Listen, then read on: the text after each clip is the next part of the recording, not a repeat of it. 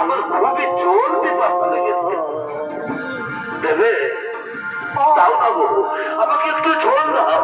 ও গো ভগবান,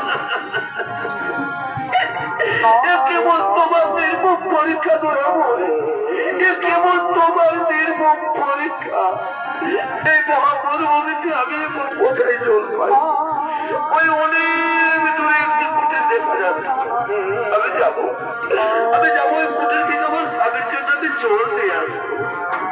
ও বাবা দেবতা, চলো স্বামী, ওইখানে একটু বিশ্রাম করবে, আমি এক্ষুনি তোমার জন্য জল নিয়ে আসবো।